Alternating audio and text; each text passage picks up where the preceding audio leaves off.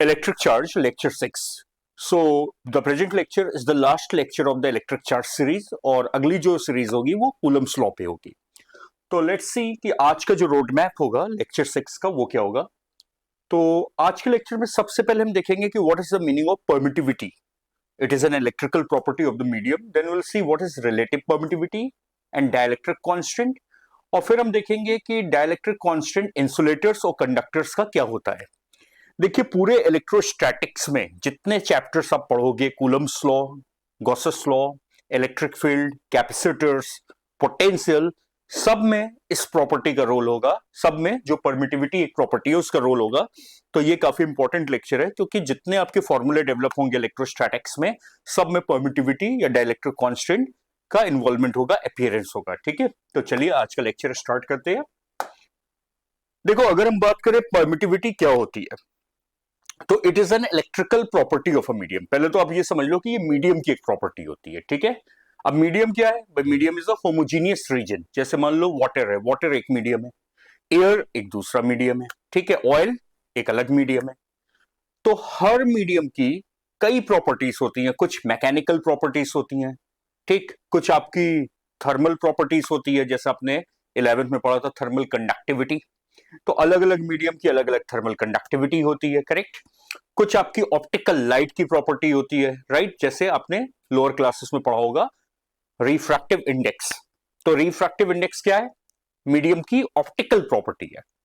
Medium की optical property है जो ये बताता है कि उस मीडियम में लाइट की स्पीड वैक्यूम के स्पीड के कंपैरिजन में क्या रेशियो रखेगी. ठीक है, तो मीडियम की कई प्रॉपर्टीज होती है, mechanical properties, optical properties, thermal properties. तो उसी तरीके से हर मीडियम की एक इलेक्ट्रिकल प्रॉपर्टी होती है जिसको परमिटिविटी कहते हैं. समझिए, पहले तो आप ये समझ लीजिए परमिटिविटी का सिग्निफिकेंस क्या है. तो it is an electrical property of a medium. ठीक, तो अगर ये मीडियम की प्रॉपर्टी है तो हर मीडियम की परमिटिविटी अलग होगी और परमिटिविटी को डिनोट करते हैं by the Greek alphabet epsilon. ठीक है, इसको डिनोट करते हैं by the Greek alphabet epsilon.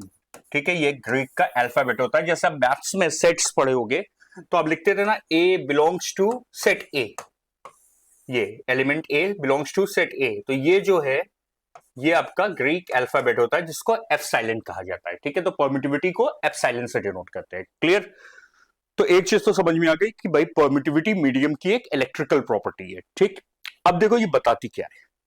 देखो जब आप दो चार्जेस के बीच की फोर्स निकालोगे अभी कूलम्स लॉ में या आगे इलेक्ट्रिक फील्ड पढ़ोगे, ठीक, आप परमिटिविटी को कई तरीके से डिफाइन कर सकते हो. तो दो चार्जेस की बीच की जब तुम फोर्स निकालोगे, मान लो ये चार्ज है Q1 और ये हमारा चार्ज है Q2, ठीक है, और इनके बीच में कुछ भी डिस्टेंस हो सकता है. तो मान लीजिए ये पॉजिटिव है और ये पॉजिटिव है. तो ये दोनों इलेक्ट्रिकली रिपेल करेंगे ना. जो इनके बीच की इलेक्ट्रिक फोर्स होगी वो रिपल्सिव फोर्स होगी, करेक्ट. जो इनके बीच की इलेक्ट्रिक फोर्स होगी वो रिपल्सिव फोर्स होगी. तो ये अभी आप कूलम्स लॉ में पढ़ोगे कि ये जो फोर्स का मैग्नीट्यूड होगा, मैग्नीट्यूड ऑफ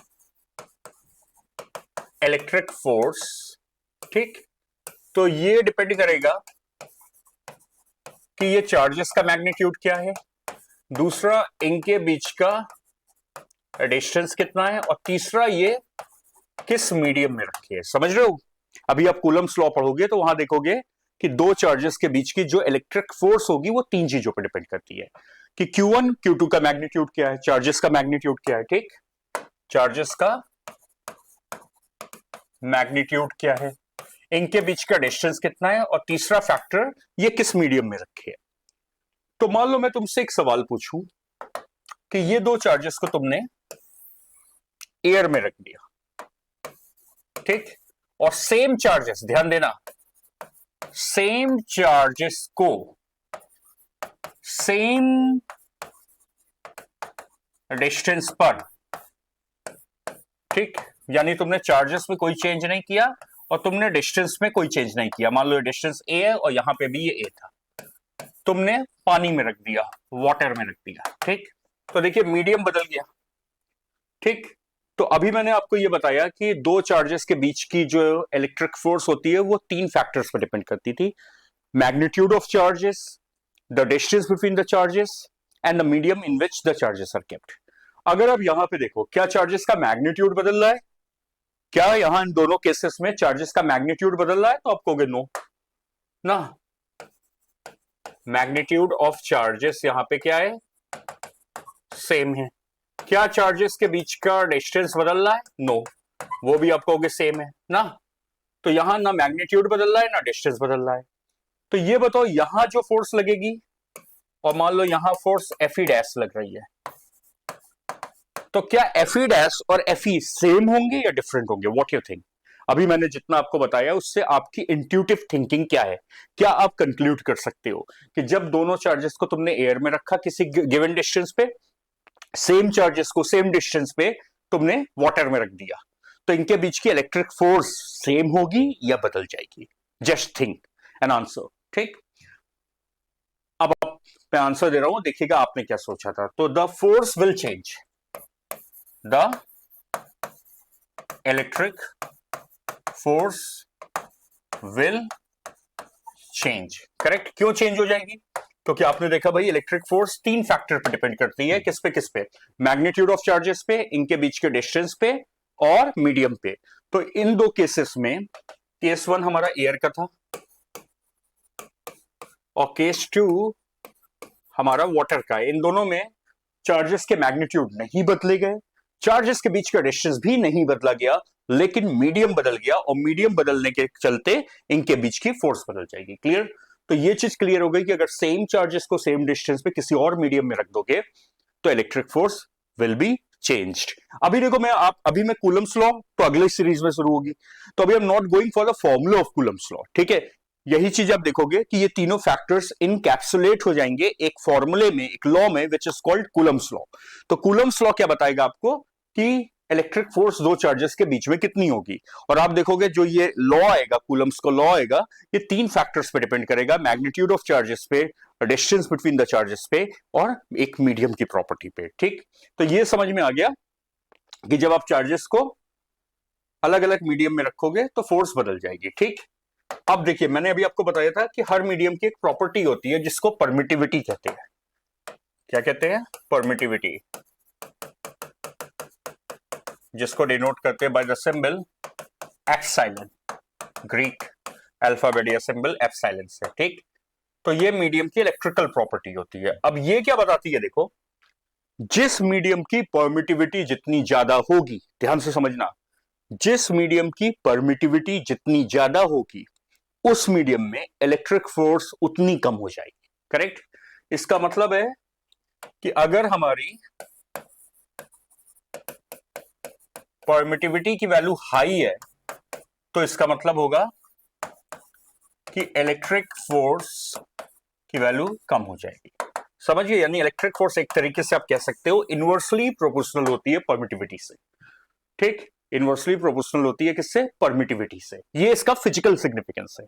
अभी हम मैथमेटिकल फॉर्मूले में नहीं जा रहे हैं। इसका आप जरा इंट्यूटिवली सोचो कि परमिटिविटी को अगर फील करना हो तो उसको कैसे फील करोगे। ठीक, अब जैसे मान लो दो मीडियम है। ठीक, मान लीजिए ये लिक्विड 1 है, ठीक, और ये आपका लिक्विड 2 है, और दो चार्जेस एयर में रखे हैं कितने डिस्टेंस पे? ए पे, और इसकी परमिटिविटी एप्सिलॉन 1 है और इसकी परमिटिविटी एप्सिलॉन 2 है। ठीक है, और यहां पे एयर में जो फोर्स है वो एफ नॉट है। ये एफ नॉट से दोनों एक दूसरे को रिपेल कर रहे हैं। ये आपकी इलेक्ट्रिक फोर्स है। ये क्या है? इलेक्ट्रिक फोर्स है। ठीक, अब तुमने दोनों चार्जेस को सेम डिस्टेंस पे लिक्विड 1 में रख दिया, फिर सेम चार्जेस को सेम डिस्टेंस पे लिक्विड 2 में रख दिया। ठीक, और यहां पे मान लीजिए ये दोनों रिपेल कर रहे हैं फोर्स F1 से, और लिक्विड 2 में ये रिपेल कर रहे हैं फोर्स F2 से। ठीक, अब ध्यान से समझना, जब आप मीडियम में रखोगे तो फोर्स कम हो जाएगी। ठीक, पहला पॉइंट। अगर इंसुलेटर है, अभी आप तुम देखोगे कंडक्टर में भी फोर्स कम होगी, बट कंडक्टर में 0 हो जाएगी। इन इंसुलेटिंग मीडियम फोर्स डिक्रीजेस, पहला पॉइंट। ठीक, तो यानी F1 की जो वैल्यू होगी वो F0 से कम होगी। ठीक, सेम चार्जेस को जब तुम एयर में रखे थे तो फोर्स F0 थी, और जब लिक्विड 1 में रख दिए तो फोर्स F1 हो गई, तो F1 will be less than F1। Also F2 will be less than F1, sorry F0। ठीक, दोनों केसेस में F0 से फोर्स कम हो जाएगी। Force decreases with respect to vacuum या एयर। जो एयर में फोर्स होगी उससे मीडियम में फोर्स कम हो जाएगी अगर इंसुलेटिंग मीडियम है। करेक्ट। तो भाई F1 भी F0 से कम हो गया और F2 भी F0 से कम हो गया। ये तो पहला फंडामेंटल हमें समझ में आ गया। दूसरा पॉइंट है, अब अगर हम कंपेयर करना चाहे कि F1 और F2 में कौन ज्यादा होगा, तो suppose Epsilon1 is greater than Epsilon2। मान लेते हैं कि पहले की परमिटिविटी दूसरे की परमिटिविटी से ज्यादा है। ठीक, तो अभी तुमने क्या देखा परमिटिविटी का सिग्निफिकेंस, कि जितनी ज्यादा परमिटिविटी होगी मीडियम की उतनी ज्यादा फोर्स कम होगी। Higher the permittivity lesser will be the force. तो आपकी पहले की परमिटिविटी ज्यादा है एज कंपेयर टू लिक्विड 2, तो किसमें फोर्स ज्यादा कम हो जाएगी? जिसकी परमिटिविटी ज्यादा है, यानी जो तुम्हारी F1 की वैल्यू होगी वो F2 से कम होगी। समझ गए? जो F1 की वैल्यू होगी वो F2 से कम हो जाएगी। ठीक, अब यहां पे देखो, अब आप एक इनइक्वालिटी बना सकते हो इस पूरे सिचुएशन की, कि एक तो तुमने देखा F1 और F2 दोनों F0 से कम है ना, F1 भी F0 से कम है, F2 भी F0 से कम है, क्योंकि F1 वो फोर्स है जब लिक्विड 1 में रखा, F2 वो फोर्स है जब लिक्विड 2 में रखा, और F0 वो फोर्स है जो वैक्यूम या एयर में है, और F1 F2 से कम है। तो हम अगर तीनों को इनइक्वालिटी में रखना चाहे, so I will get this inequality, ये हमारी इनइक्वालिटी आ जाएगी। ठीक, तो कोई भी अगर इस तरीके का एमसीक्यू आपको दिया जाए तो इस तरीके से आप सॉल्व कर सकते हो। दो फंडामेंटल यहां लगेंगे। पहला क्या फंडामेंटल, कि अगर सेम चार्जेस को सेम डिस्टेंस पे किसी इंसुलेटिंग मीडियम में रखोगे तो वैक्यूम के कंपैरिजन में इलेक्ट्रिक फोर्स कम हो जाएगी। ये F1 भी कम हो गया, F2 भी कम हो गया। दूसरा फंडामेंटल, जिस मीडियम की परमिटिविटी ज्यादा होगी उसमें फोर्स ज्यादा कम होगी। तो Epsilon 2 से ज्यादा था तो F1 F2 से कम हो गया। तो तीनों की इनइक्वालिटी ये आ गई। ठीक, तो ये अब आपको समझ में आ गया होगा कि परमिटिविटी का फिजिकल सिग्निफिकेंस क्या है।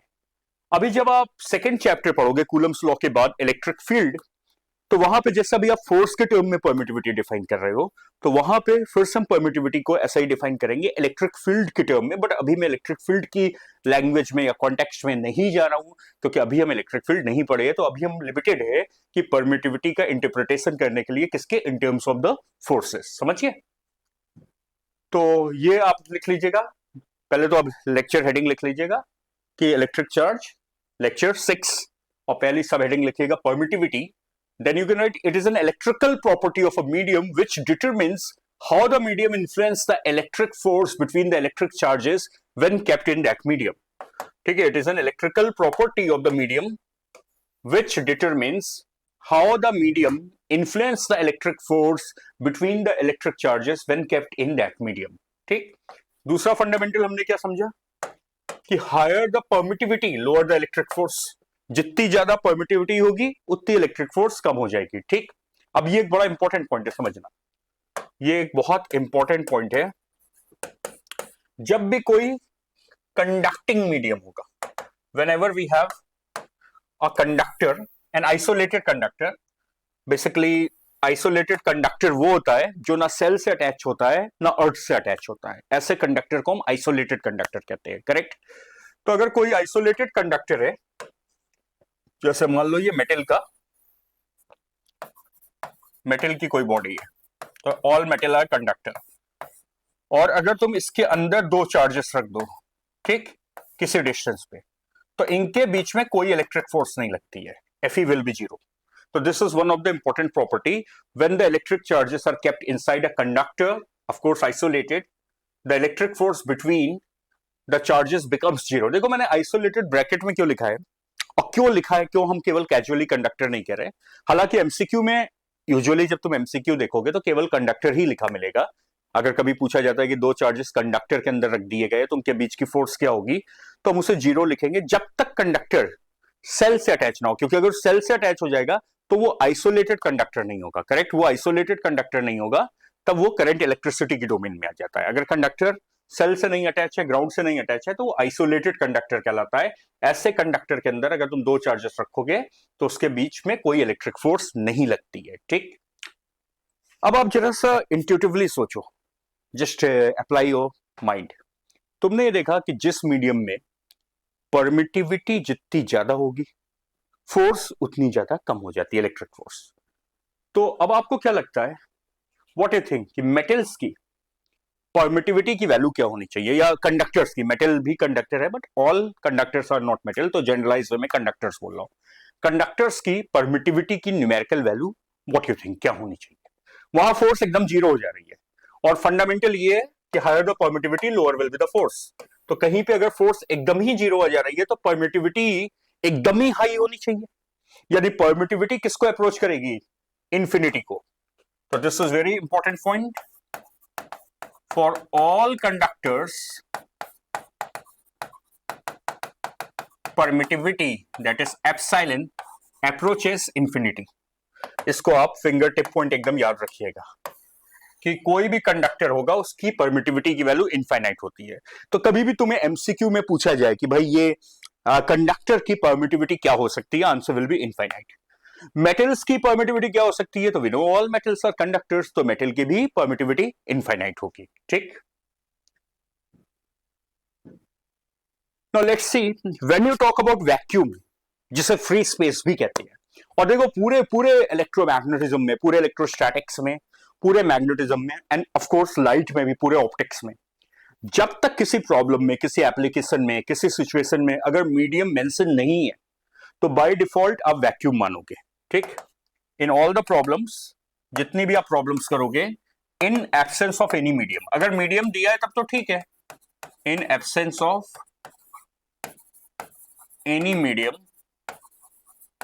एज्यूम वैक्यूम और फ्री स्पेस। समझ गए? तो जैसे तुम्हें प्रॉब्लम दिया कि दो चार्जेस के बीच की फोर्स निकालो, और मीडियम के बारे में कुछ नहीं बताया गया है, तो हम क्या मॉडल लेके चलेंगे कि वो वैक्यूम या फ्री स्पेस में रखी है, नंबर वन।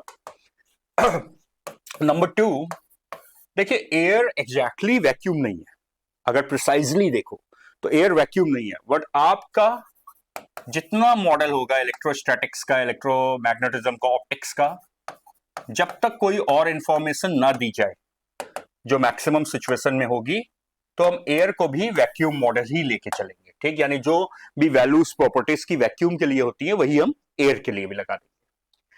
तो अभी तुमने देखा कि परमिटिविटी एक इलेक्ट्रिकल प्रॉपर्टी होती है जो मीडियम टू मीडियम बदलती है। ठीक, तो अब वैक्यूम की भी एक परमिटिविटी होगी, और हर मीडियम की परमिटिविटी की कुछ फिक्स वैल्यू होगी, एयर की अलग होगी, वाटर की अलग होगी, ऑयल की अलग होगी। ठीक, तो जो वैक्यूम या फ्री स्पेस की परमिटिविटी होती है उसको हम लिखते हैं एप्सिलॉन, तो लिखेंगे ही। और यार सब स्क्रिप्ट में, सब स्क्रिप्ट क्या होता है?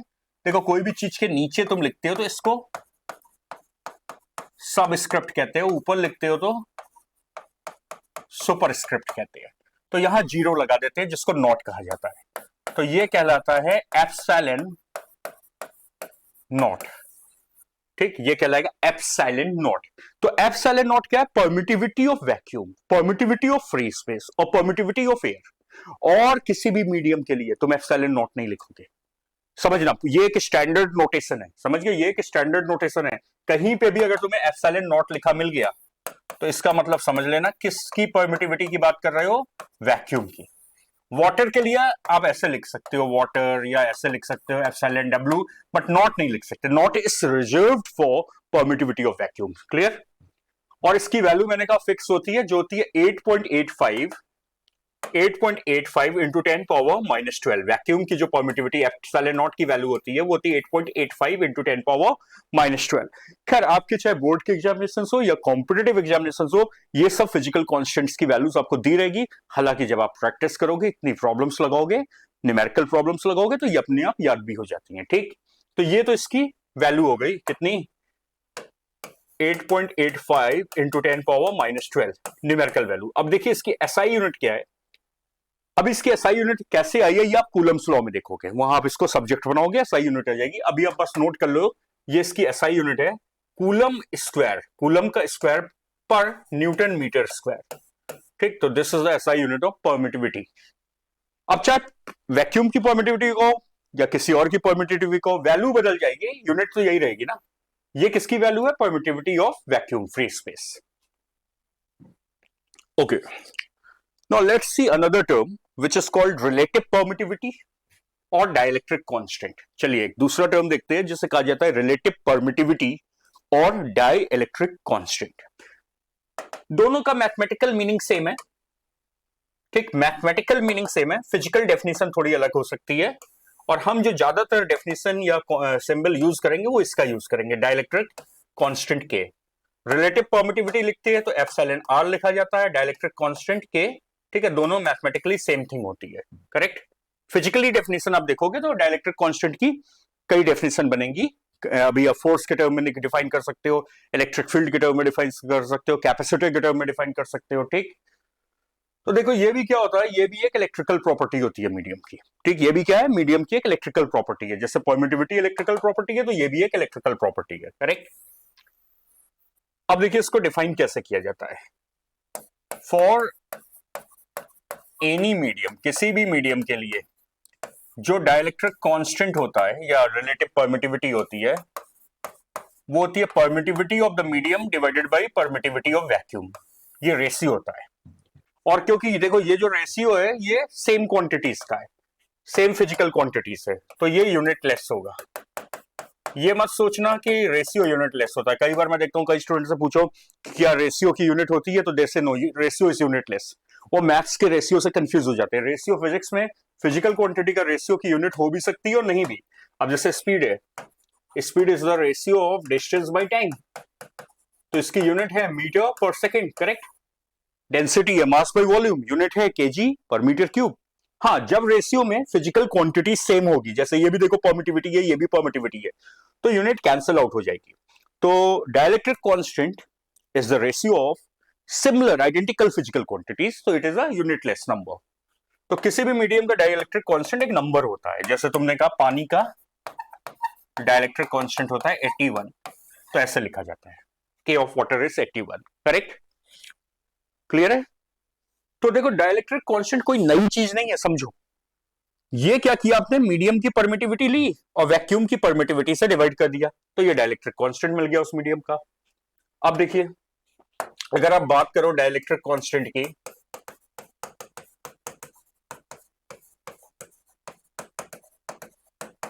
ठीक, अगर मैं कहूं वैक्यूम का डाइलेक्ट्रिक कांस्टेंट कितना होगा फॉर वैक्यूम या फ्री स्पेस या एयर ना, वैक्यूम फ्री स्पेस एयर का डाइलेक्ट्रिक कांस्टेंट कितना होगा, तो आप कहोगे डाइलेक्ट्रिक कांस्टेंट होता है permittivity of the medium by permittivity of vacuum. अब यहां तो ये मीडियम खुद ही वैक्यूम है, तो ये भी एप्सिलॉन नॉट हो गया, तो आंसर विल बी 1। समझ गए? तो वैक्यूम का आपका डाइलेक्ट्रिक कांस्टेंट 1 होता है, एयर का डाइलेक्ट्रिक कांस्टेंट 1 होता है, पहला पॉइंट, ठीक। ये याद रखेंगे सब हम। फिर अगर मैं कहूं कंडक्टर्स का डाइलेक्ट्रिक कांस्टेंट क्या होगा, तो अभी थोड़ी देर पहले तुमने देखा था कंडक्टर का परमिटिविटी इनफाइनाइट होती है, तो infinite divided by some finite quantity will be infinite, तो के विल अप्रोच इंफिनिटी, ठीक। तो कंडक्टर का आपका डाइलेक्ट्रिक कांस्टेंट इंफिनिटी होता है, याद रखिएगा, कंडक्टर का डाइलेक्ट्रिक कांस्टेंट इंफिनिटी होता है। फिर अगर मैं आपसे बात करूं इंसुलेटर्स, जिसको यूजुअली हम इलेक्ट्रोस्टैटिक्स में डाई इलेक्ट्रिक्स भी कहते हैं, याद है शुरू में भी बताया था। तो इंसुलेटर्स का डाइलेक्ट्रिक कांस्टेंट क्या होता है, तो याद रखिएगा इंसुलेटर का डाइलेक्ट्रिक कांस्टेंट 1 से ज्यादा होता है और फाइनाइट वैल्यू होती है। दो प्रॉपर्टियां होती है, एक तो 1 से ज्यादा होगा न्यूमेरिकली और ये फाइनाइट वैल्यू लेगा। जैसे एग्जांपल मान लो कोई भी इंसुलेटर है, तो के हो सकता है लाइक 51, के हो सकता है 25, के हो सकता है 7, के हो सकता है 81 एक्सेट्रा। तो ये सब वैल्यूज देखो 1 से ज्यादा है और सबकी वैल्यू फाइनाइट है। क्या एग्जैक्टली होगा वो तो मीडियम पे डिपेंड करेगा। जैसे वाटर, फर्स्ट लेक्चर में मैंने बताया था कि pure water is an insulator dielectric. तो वाटर का क्या होता है डाइलेक्ट्रिक कांस्टेंट 81। तो अलग अलग इंसुलेटर के अलग अलग डाइलेक्ट्रिक कांस्टेंट होते हैं, बट एक चीज कॉमन होगी, 1 से ज्यादा होंगे और फाइनाइट वैल्यू होगी। तो ये तीन चीज आप एकदम फिंगर टिप पॉइंट पे रखोगे कि वैक्यूम का डाइलेक्ट्रिक कांस्टेंट वन होता है, कंडक्टर्स का इनफाइनाइट होता है, इंसुलेटर का वन से ज्यादा होता है और फाइनाइट होता है। इसे नोट कर लीजिएगा, ठीक, कि वैक्यूम, कंडक्टर्स एंड इंसुलेटर्स। अब let's see what is the relation between dielectric constant and permittivity. अब यहां सिंपल मैथ्स है, तुम्हें ज्यादा सोचना नहीं है। तुमने कहा dielectric constant is permittivity by permittivity of space. अब होता क्या है, देखो, तुम्हें ज्यादातर सिचुएशंस में, ज्यादातर प्रॉब्लम्स में मीडियम की परमिटिविटी नहीं प्रोवाइड की जाती है, उसका डाइलेक्ट्रिक कांस्टेंट दिया रहता है। समझ गए? फिर से रिपीट कर रहा हूं, तुम्हें ज्यादातर सिचुएशंस में, ज्यादातर प्रॉब्लम्स में मीडियम की परमिटिविटी ना देके उसका डाइलेक्ट्रिक कांस्टेंट दे दिया जाता है, करेक्ट? तो यहां पे आप क्या कर सकते हो, अगर हमें एप्सिलॉन नहीं दिया है और हमें के दिया है, तो अब एप्सिलॉन को सब्जेक्ट बना लो, तो एप्सिलॉन हो जाएगा क्या, के एप्सिलॉन नॉट, दैट्स इट। तो बहुत सिंपल है। तुम्हें अगर डाइलेक्ट्रिक कांस्टेंट दिया है और तुम्हें परमिटिविटी निकालनी है, तो डाइलेक्ट्रिक कांस्टेंट को परमिटिविटी ऑफ वैक्यूम से मल्टीप्लाई कर दो, this will be the answer. तो ये फंडा हम पूरे इलेक्ट्रोस्टैटिक्स में यूज करेंगे, करेक्ट? नोट कर लीजिएगा इसे। अब देखिए, पूरे इलेक्ट्रोस्टैटिक्स में एक चीज आपको समझना है। अब आप नेक्स्ट सीरीज से जब कूलम्स लॉ पढ़ोगे, फिर इलेक्ट्रिक फील्ड पढ़ोगे, फिर इलेक्ट्रिक फ्लक्स पढ़ोगे, फिर कैपेसिटेंस पढ़ोगे, फिर पोटेंशियल पढ़ोगे, तो किसी भी फॉर्मूले में, जैसे मान लो मैं एक हाइपोथेटिकल फॉर्मूला लिख रहा हूं,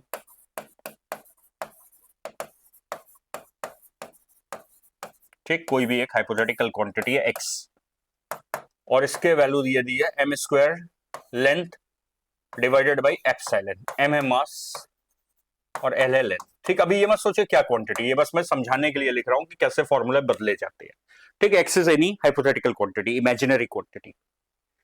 तो देखो एक चीज बताओ, फॉर्मूले में देखो आरएचएस पे मास है, लेंथ है और परमिटिविटी है। तो अगर इस ऑब्जेक्ट को मैं अलग अलग मीडियम में रखूंगा, तो जो एक्स की वैल्यू कैलकुलेट करोगे, क्या वो अलग अलग आएगी? थिंक, क्या x is a medium dependent quantity, yes और नो? देखो मास मीडियम पे डिपेंड नहीं करेगा। तुम अगर एक्स को, ऑब्जेक्ट को पानी में रखो या ऑब्जेक्ट को एयर में रखो, mass will remain the same, length will remain the same, but permittivity will change. तो यहां से पहला हमें फंडामेंटल पॉइंट मिल रहा है कि x is medium dependent quantity, correct. पहला फंडामेंटल ये मिल गया। तो पूरे इलेक्ट्रोमैग्नेटिज्म में किसी भी क्वांटिटी के फॉर्मूले में अगर परमिटिविटी का इन्वॉल्वमेंट हो जाए, तो समझ जाना वो क्वांटिटी मीडियम पे डिपेंड कर रही है। पहला चीज जज कर लोगे तुम कि ये सब मीडियम पे डिपेंड कर रहा है। मीडियम चेंज करेंगे तो एक्स चेंज हो सकता है, करेक्ट। दूसरा पॉइंट है, और ये formula can be applied for any medium ना। अब दूसरा पॉइंट है, मैंने तुम्हें भी थोड़ी देर पहले बताया कि होता क्या है, हमें मीडियम का परमिटिविटी नहीं दी रहती है, हमें उसका डाइलेक्ट्रिक कांस्टेंट दिया रहता है, और हम परमिटिविटी को लिख सकते हैं के एप्सिलॉन नॉट। तो हम इस फॉर्मूले को ये भी लिख सकते हैं, बोलो एम स्क्वायर एल, और एप्सिलॉन की जगह के एप्सिलॉन नॉट लिख दो, करेक्ट ना। तो आपका ये फॉर्मूला हो गया। ज्यादातर हम यही वाला अप्रोच यूज करेंगे इलेक्ट्रोस्टैटिक्स में ना, एप्सिलॉन की जगह के एप्सिलॉन नॉट लिख देंगे। देखो ये वाला फॉर्मूला और ये वाला फॉर्मूला, ये दोनों इक्विवेलेंट है ना, ये दोनों इक्विवेलेंट फॉर्मूले है। बस अंतर क्या है, इसको तुमने परमिटिविटी के टर्म में लिखा है और इसको तुमने डाइलेक्ट्रिक कांस्टेंट के टर्म में लिखा है। ये भी आप किसी मीडियम के भी लिए लगा सकते हो, ये भी आप किसी मीडियम के लिए भी लगा सकते हो, करेक्ट, क्लियर। अब अगला पॉइंट है कि अगर कोई मीडियम नहीं दिया है या वैक्यूम मॉडल ले रहे हो या एयर मॉडल ले रहे हो, तो यहां के की वैल्यू क्या हो जाएगी? 1, याद है ना एयर के लिए। तो यहां अगर वैक्यूम में एक्स निकालोगे तो ये हो जाएगा M square L by epsilon naught. ये फॉर्मूला बन गया, बट ये जनरलाइज फॉर्मूला नहीं है, ये हर मीडियम के लिए आप नहीं लगा सकते, ये केवल ओनली फॉर वैक्यूम लगा सकते हो, समझ गए? तो ये चीज आप ध्यान से समझ लो, किसी फॉर्मूले में भी अगर एप्सिलॉन है, परमिटिविटी है, तो उसको आप क्या लिख सकते हो? के एप्सिलॉन नॉट। और यूजुअली हम यही वाला नोटेशन लिखेंगे, पहला पॉइंट, ऐसी क्वांटिटी मीडियम पे डिपेंड होगी, नंबर 1। नंबर 2, अगर वैक्यूम का फॉर्मूला है तो केवल क्या करो, इसी में के को क्या रख दो? 1, के को 1 रख दो। तो ये जहां पे ये लिखा है एप्सिलॉन नॉट और के नहीं लिखा है, तो ये लिमिटेड फॉर्मूला है केवल किसके लिए?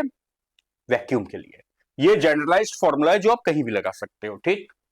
जैसे अभी आप कूलम्स लॉ पढ़ोगे अगली सीरीज में, जो पहला लेक्चर होगा, तो आप देखोगे ऑगस्टिन कूलम ने एक लॉ दिया जो दो चार्जेस के बीच की फोर्स बताता है, ठीक से। ये Q1 है, ये Q2 है और ये डिस्टेंस आ रहा है। तो जब आप ये पढ़ोगे तो आप देखोगे ये इलेक्ट्रिक फोर्स होती है SI सिस्टम में 1/4 pi epsilon, not epsilon not, mind it, epsilon by ये कूलम्स लॉ है SI सिस्टम में। CGS में अलग होता है, आप देखोगे अभी आगे। तो अब देखो यहां पे क्या समझ में आ रहा है, जब आप मीडियम बदलोगे देखो तो चार्जेस तो बदलेंगे नहीं, चार्जेस मीडियम पे तो डिपेंड नहीं करते, ठीक। तो ये चार्जेस मीडियम पे डिपेंड नहीं करेंगे, डिस्टेंस भी मीडियम पे डिपेंड नहीं करेगा जब तक तुम चार्जेस को आगे पीछे नहीं करो, ठीक। बट यहां RHS पे परमिटिविटी भी है, देख रहे हो। तो ये बता रहा है कि हमारी फोर्स मीडियम डिपेंडेंट होगी, करेक्ट हो। यही तो अभी थोड़ी देर पहले मैंने तुम्हें बताया था कि अगर सेम चार्जेस को सेम डिस्टेंस पे दूसरे मीडियम में रख दो तो फोर्स बदल जाएगी। सेम चार्जेस को सेम डिस्टेंस पे दूसरे मीडियम में रख दो तो फोर्स बदल जाएगी, क्यों? परमिटिविटी बदल जाएगी, ठीक। तो ये इक्वेशन कूलम्स लॉ देख के आप बता सकते हो कि electric force is a medium dependent quantity. Why? Because on RHS permittivity is appearing, ठीक।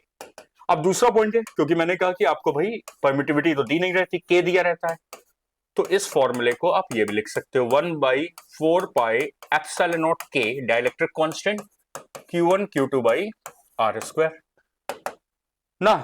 वही वाला अप्रोच लगा दिया, एप्सिलॉन की जगह के एप्सिलॉन नॉट रख दिया। के is what? The dielectric constant of the medium जिसमें चार्जेस रखे हैं। तो ये फॉर्मूला और ये फॉर्मूला क्या है? इक्विवेलेंट है ना, चाहे ऐसे लिखो चाहे ऐसे लिखो। और हम यूज कौन सा नोटेशन करेंगे? ये वाला, के वाला, ये कॉमन नोटेशन होगा, ठीक। Can I applied for any medium? Think, क्या ये किसी मीडियम पे भी लगा सकते हो? एयर में, वाटर में, ऑयल में? यस,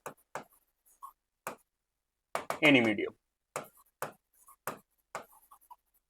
ठीक है। अब मैंने कहा ज्यादातर प्रॉब्लम में क्या होगा, अगर वैक्यूम मॉडल ले रहे हो तो कुछ नहीं, के को 1 रख दो, तो फोर्स का इक्वेशन बन जाएगी 1/4 पाई एप्सिलॉन नॉट, K1 हो गया, Q1 Q2 by R square, ये हो गई, ठीक।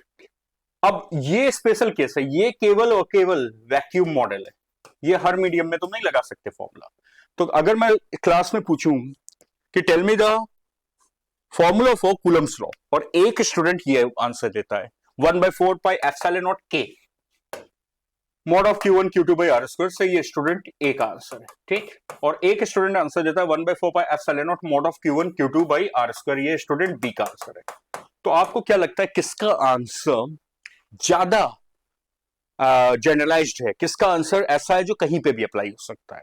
यस, ए का ना, क्योंकि ए के आंसर में के भी है। तो ए वाला जो फॉर्मूला है वो आप किसी मीडियम में, वैक्यूम पे भी लगा सकते हो, वाटर पे भी लगा सकते हो, बट ये फॉर्मूला लिमिटेड है, ये केवल कहां लगेगा? वैक्यूम पे लगेगा।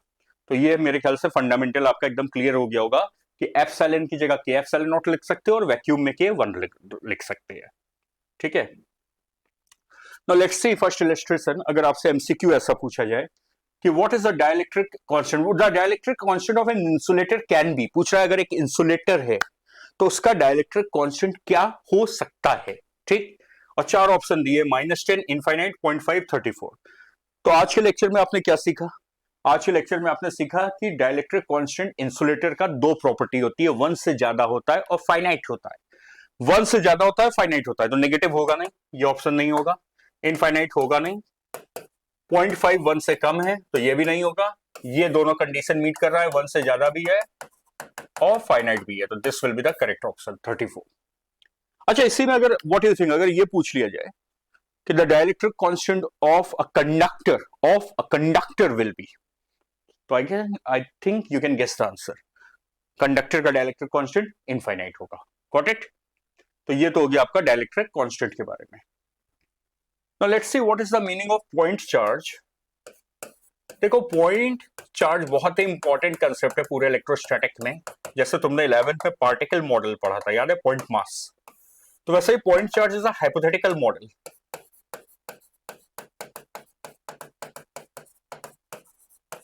ठीक, कि एक चार्ज होता है जिसकी कोई साइज नहीं होती, जैसे पार्टिकल मैकेनिक्स में पढ़ा था, वो एक हाइपोथेटिकल मॉडल था।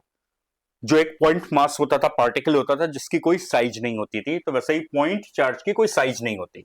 अच्छा, अब कोई साइज नहीं होती तो ध्यान रखना पॉइंट चार्ज में कभी इंडक्शन नहीं हो सकता, क्योंकि आपने जो मेथड्स ऑफ चार्जिंग पढ़ा है उसमें देखा था कि जब इंडक्शन होता है, पोलराइजेशन होता है, तो चार्जेस रीडिस्ट्रीब्यूट करते हैं, उसके लिए स्पेस चाहिए, ठीक। तो इंडक्शन कैन नॉट, ये बहुत इंपॉर्टेंट पॉइंट है, आगे अब इसका देखोगे यूज क्या होगा। Induction can not take place in point charge.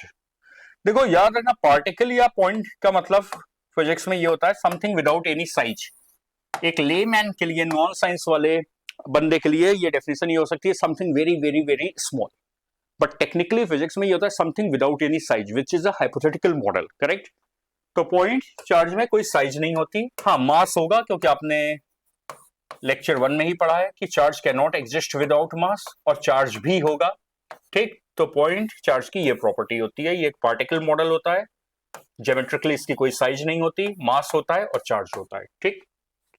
तो आप देखोगे कई लॉज है इलेक्ट्रोस्टैटिक्स के जो आगे आप पढ़ोगे, जो आप देखोगे they are meant for point charges, वो पॉइंट चार्जेस के लिए बने हैं। तो जब आप उन्हें एक्सटेंडेड ऑब्जेक्ट पे लगाते हो, लाइक स्फीयर्स पे, रॉड पे, रिंग पे, कोन पे, तो वहां पे हम एलिमेंटल कैलकुलस का यूज करते हैं कि हम उससे मानते हैं छोटे छोटे पॉइंट चार्जेस में तोड़ देते हैं और फिर हम कैलकुलस लगाते हैं। तो पॉइंट चार्ज का काफी क्रिटिकल रोल है पूरे इलेक्ट्रोमैग्नेटिज्म में, ठीक है। तो this was the last lecture of your electric charge. Now we will, in the next series, we will start with Coulomb's law and the related numerical problems.